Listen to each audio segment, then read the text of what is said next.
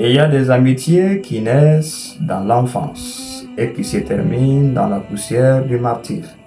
Habib ibn Muzahir était un vieil homme, mais il avait le cœur d'un lion et la foi d'un prophète. Il était le compagnon d'enfance de Imam al-Hussein, alayhi salam, et il a choisi de mourir avec lui plutôt que de vivre sans lui. Voici son histoire. Habib était de la noble tribu de Banu Asad.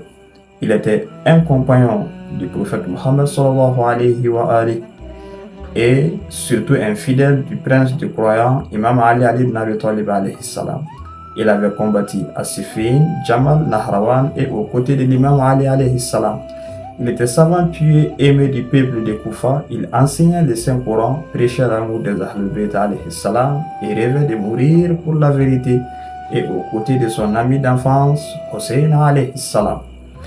Quand l'imam arrive à Karbala, entouré d'ennemis, il envoie une lettre secrète à Habib. La lettre disait à l'homme noble, le pieux, le savant, le combattant, Habib ibn Muzahir: rejoignez-nous. Habib reçoit la lettre dans les rues de Koufa remplies d'espions. Il pleure, il cache ses larmes et il prépare son départ la nuit avec discrétion. Il quitte Koufa avec son serviteur, il traverse les sentiers dangereux et rejoint le camp de Karbala à quelques jours du drame. En arrivant, l'imam al-Hussein l'accueillit, les larmes aux yeux. Bienvenue à toi, ô Habib. Fin de citation.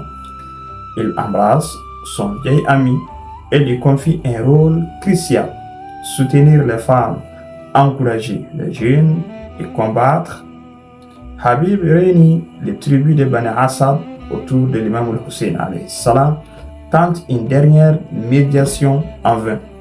Le 10e jour de Muharram, il combat avec une énergie incroyable malgré son âge avancé de plus de 70 ans et tue plus de 60 soldats d'ennemis tout en récitant des vers de foi et de défis. Si vous ne savez pas qui je suis Habib, je suis protecteur des vertus. Fin de citation. Finalement, il tombe au combat après une lutte héroïque. L'imam al-Hussein alayhi salam court à lui, pose sa tête sur ses genoux et pleure. Habib n'était pas juste un compagnon, il était un ami d'enfance, un savant pieux, un héros de l'ombre, un homme de promesses tenues. Sa présence a donné de la force aux femmes et aux enfants de Karbala.